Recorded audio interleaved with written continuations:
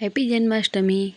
Hello મિત્રો, તો સ્વાગત છે તમારું અમારા નવા વ્લોગમાં અને અમારી યુટ્યુબ ચેનલ અથર્વ આહિર વ્લોગમાં। તો આજ આપણે જન્માષ્ટમી સ્પેશિયલ વ્લોગ છે। તો વિડીયો ગમે તો લાઈક, શેર અને ચેનલ સબસ્ક્રાઈબ કરવાનું ભૂલતા નહીં અને વ્લોગ પૂરો જોજો। તો તમે જોઈ શકો એમ આ રીતે સરસ રીતે અમારા ગામમાં જન્માષ્ટમીનું આયોજન કરવામાં આવ્યું હતું। તમને પણ જોવામાં મજા આવશે। અને શીતળ સાતમ હતી તો આપણે જે ચૂલો ઠર્યો હોય ને બધું કર્યું હતું એ પણ આપણે કોઈને અત્યારનું રાંધેલું તો ભાવે નહીં। તો અમે બધાને ભૂખ લાગી હતી તો ઊંધે કોથળીઓ લઈને બેસી ગયા બધાય ખાવા। આવી ગઈ હતી અમારી સાતમ અને બીજે દિવસે આઠમ। મિત્રો જય શ્રી કૃષ્ણ, રામ રામ દાયરાને। તો સર્વ ભાઈ ગાનોડા ને કપડાં પહેરવા જાય છે। થાય કે નહીં જોયું જાય। અમારે જન્માષ્ટમી આવી ગઈ છે ઘરે ને ઘરે કા ભાઈ કોઈ કે લઈ દઉં હું વાવા થાવ છું નીકળી નથી ગઈ અસલ પહેરાવી દઉં તું કે હું વાવા ચીંકુ નથી તે અઠડવા વાવા થઈ ગયો ઓલી પટ્ટી પહેરવી કેવું કેવું તૈયાર થઈ ગયો કેતા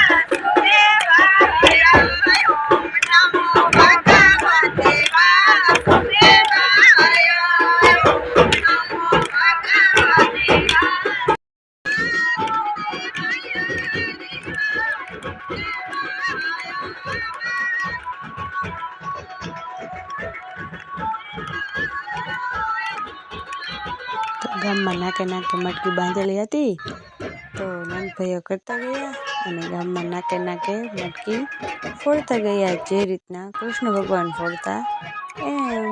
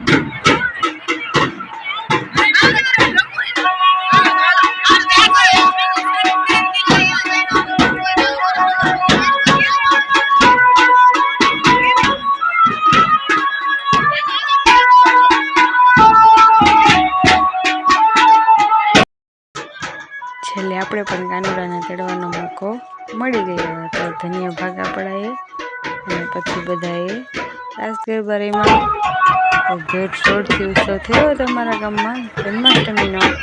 ખરેખર ખૂબ જ મજા પડી ગઈ.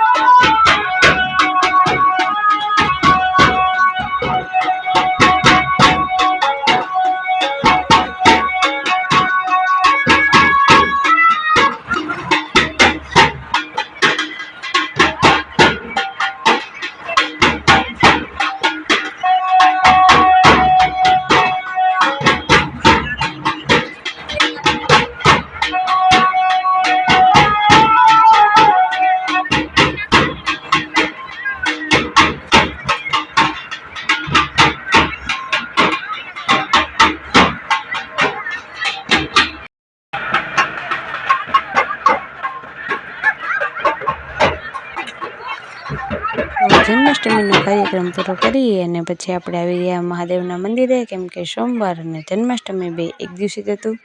તો ભગવાનના પણ હર હર મહાદેવ દર્શન કરતા જઈએ.